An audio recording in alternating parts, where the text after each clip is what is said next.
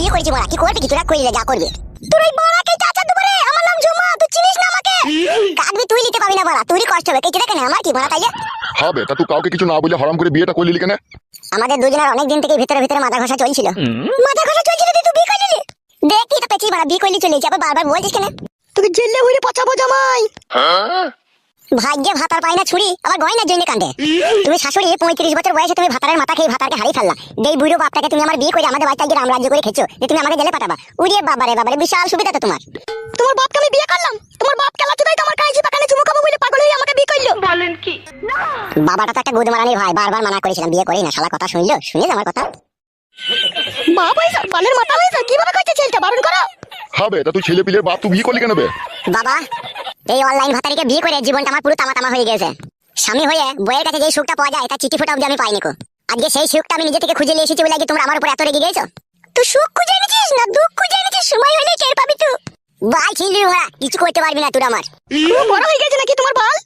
বিষয় না হয় খুলে দেখিলে বে গা মিনি দেবো মায়া। দাদু ভাই তোমার বাবা হয়, ওইসব বলতে নাই। মামা তুই মা কোথা ছিল কোথা মায়া? বাল ছিলাম বে, বাল মুকুচুদা। কি বে ছেলে হয়ে যাবে তোর? আমার ছেলে হলে আমাকে এরকম কথা বলতে পারতো না।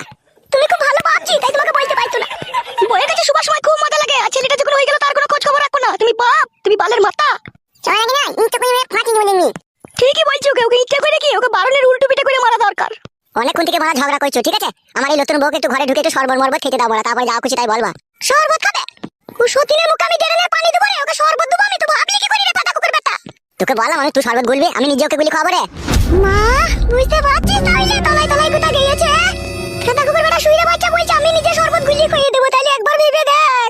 জামাই বেশি বেরিয়ে উঠো না, বেশি বেরিয়ে উইলি যাবা, দুনিয়া থেকে যাবা। আমি বেরিয়ে উঠেছি রাইগো, আমি বেরিয়ে উঠেছি। বাবা তাহলে গার্জিয়ান হয়ে তুমি দাঁড়িয়ে দাঁড়িয়ে দেখছো, কিছু বলবো না তুমি? ওগো নারকেল বেগম, দেখো ও তো অন্যায় করেই ফেলেছে, ও তো ভুল করেই ফেলেছে। তুমি আর দুশ্মন হাসিও না, চারিদিকে লোক সব তাকিয়ে তাকিয়ে দেখে মজা লুটছে, বুঝতে পেরেছো? ঘরে যাক, ওকে একটা আমি বিচার করছি। তুমি কি বালের বিচার হবে? তুমি কিসের বিচার করবা? শাশুড়ি মা তাহলে বাবার কথাটা তুমি শুনবে না তাহলে? আমি ওসব কোনো কথা শুনতে চাই না। তুমি মেয়েটাকে যেখান থেকে নিয়ে এসেছো সেখানে ফেরত দিয়ে এসো, তাড়াতাড়ি যাও। তুমি যা করছো মনে হচ্ছে তুমি আমার বউ, তোমারই কষ্ট হয়েছে। মাং মুখো মাঙ্গে ছোড়া না, গালে চড়ি গাল লড়িয়ে দেবো। বুকা চুদা, আমি তো শাশুড়ি হইবে।